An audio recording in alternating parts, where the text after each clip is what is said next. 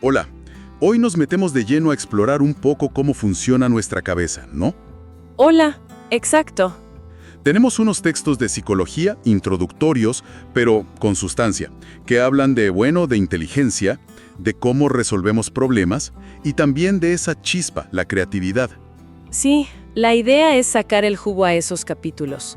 Ver qué nos dicen sobre cómo pensamos, aprendemos y creamos. Vamos a ver qué encontramos de interesante. Son textos bases, sí. Tocan cómo se mide la inteligencia, los caminos del pensamiento, incluso algo del lenguaje. Y justa para arrancar, me quedó picando algo que parece súper simple, pero que los textos muestran complejo. Entender una frase tipo, che, conseguí entradas para el partido. Claro, parece fácil. Pero nuestro cerebro está haciendo mil cosas por detrás, ¿no? Completando info, adivinando qué quiere decir el otro si hay doble sentido. Uf, todo en nada, en segundos. Es un ejemplo perfecto.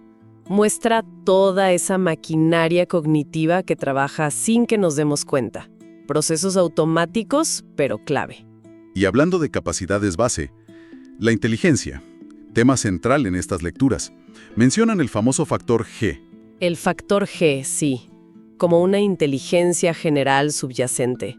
Pruebas como la WAIS, que es muy conocida, intentan, medirla. Mencionan la WAIS, y que las puntuaciones de CI, de coeficiente intelectual, se distribuyen como una campana, ¿no? La curva normal. Exacto, la curva de campana. Pero la pregunta del millón, ¿eso viene de fábrica o se hace? ¿Genética o ambiente? Bueno, los estudios que citan, sobre todo con gemelos, con adopciones, apuntan a una mezcla. Hay una base genética seguro. Los chicos adoptados se parecen más a los padres biológicos en CI. Ah, mira vos. Pero el ambiente es súper importante.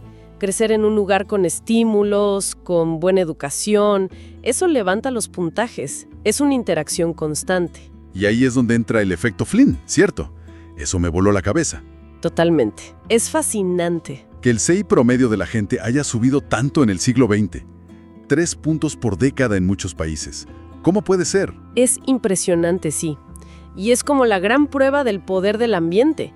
Aunque las causas exactas, se discuten. Mejor nutrición, más años de escuela, un mundo más complejo que nos exige más. Y sigue pasando. Ahí está el misterio ahora. Las lecturas mencionan que hay dudas. Si se frenó o hasta si está bajando un poquito en algunos países desarrollados últimamente. Tema abierto.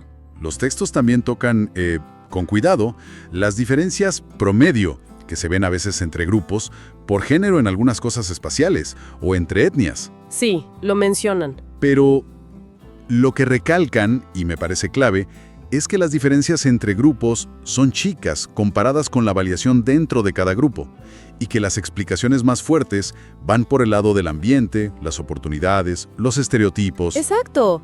Las fuentes son claras en diferenciar un promedio estadístico del potencial de una persona. Y subrayan mucho el contexto social y ambiental. No hablan de diferencias innatas, fijas. Bien. Ahora, cambiemos un poco el foco. ¿Cómo usamos esa inteligencia para pensar, para resolver cosas? A veces nos trabamos, ¿no? Totalmente. Nos pasa a todos. Los textos hablan de la fijación funcional.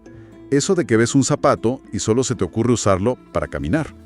No como, un martillo improvisado. O la predisposición mental, el Einstein. Como en ese problema clásico de las jarras de agua. Encontrás una forma de resolverlo, medio complicada, y te funciona. Ajá. Y después te ponen un problema parecido, pero con una solución mucho más fácil. Y no la ves, te quedas pegado a la primera forma. ¡Qué loco! Son como atajos mentales. Exacto.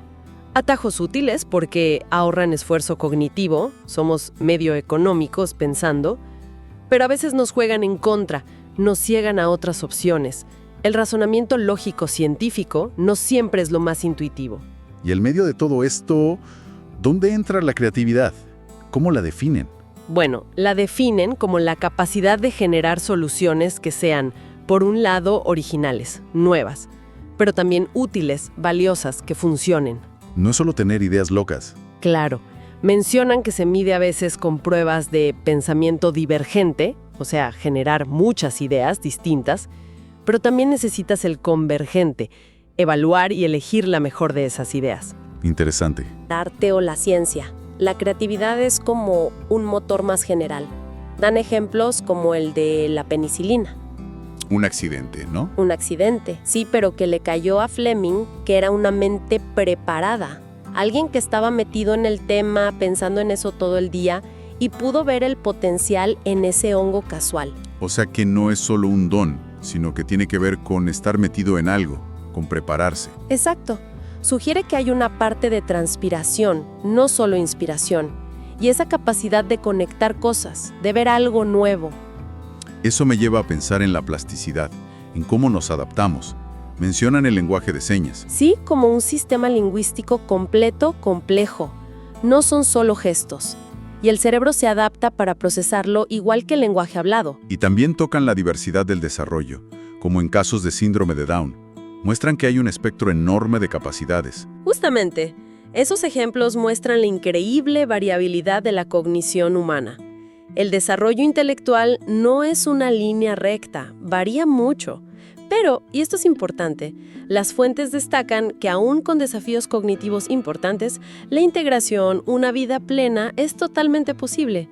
El potencial se expresa de muchas maneras. Entonces, para ir cerrando y resumiendo, la inteligencia, una mezcla compleja de genes y un ambiente que influye muchísimo, como muestra ese loco efecto Flynn. Ajá. Nuestro pensamiento tiene sus atajos útiles, pero también sus trampas, sus puntos ciegos, como la fijación. Sí. La creatividad necesita novedad, originalidad, pero también preparación, enfoque y ser útil. Y conexión con el problema. Y que toda esta cognición humana es súper diversa y adaptable. Exacto. Y todo esto nos deja pensando algo, ¿no? Algo que se desprende de estas lecturas. Si el ambiente puede mover tanto la aguja del QI promedio de poblaciones enteras. Como con el efecto Flynn. Claro, y si la creatividad depende tanto de estar preparado, del contexto y no solo de un talento innato, entonces, ¿cuáles son realmente los límites de nuestro potencial como individuos y como sociedad? Buena pregunta. Y más importante aún, ¿cómo podríamos hacer para cultivar mejor ese potencial que está ahí, latente? Quizá poniendo más fichas en mejorar los entornos, ¿no? En dar más oportunidades de desarrollo y aprendizaje para todos. Una reflexión potente para que nos quede dando vueltas. Muchísimas gracias por acompañarnos hoy en esta exploración.